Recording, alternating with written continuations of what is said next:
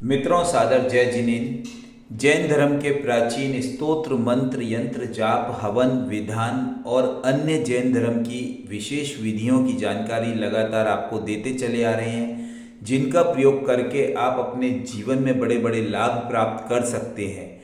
तो यहाँ पर अभी तक आपने इस चैनल को सब्सक्राइब नहीं किया है तो शीघ्रता से सब्सक्राइब करें, लाइक करें, शेयर करें और 9893520130 पर व्हाट्सएप मैसेज भेजकर आप अपने प्रश्नों का उत्तर प्राप्त कर सकते हैं।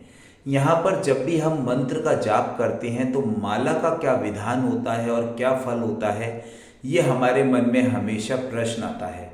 तो माला जो है वो एक बहुत बड़ी इम्पोर्टेंट चीज़ होती है मंत्र जाप करने में, और उस माला के विधान और फल के बारे में हमें जानकारी जरूर होना चाहिए।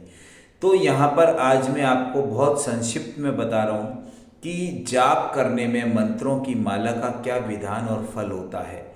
दुष्ट या व्यंतर देवों के उपद्रव दूर करने, स्तंभन विधि के लिए, रोग शांति के लिए या पुत्र की प्राप्ति के लिए मोती की माला या कमल बीज माला से जाप करना चाहिए।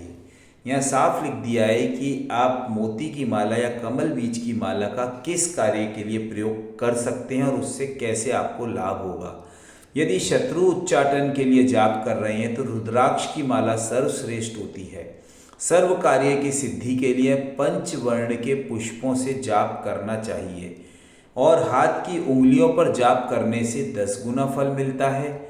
आंवले की माला पर जाप करने से 1000 गुना फल मिलता है। लौंग की माला से 5000 गुना फल मिलता है। स्फटिक की माला पर 10,000 गुना फल प्राप्त होता है। मोतियों की माला पर 1,00,000 गुना फल प्राप्त होता है।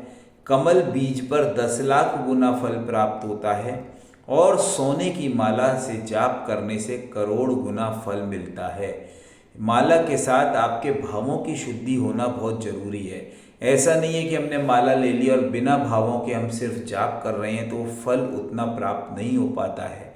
तो यहाँ पर साफ साफ कह दिया गया है कि सर्वश्रेष्ठ तो सोने की ही माला होती है। उससे यदि आप जाप कर रहे हैं तो आपको करोड़ गुना फल प्राप्त हो रहा है।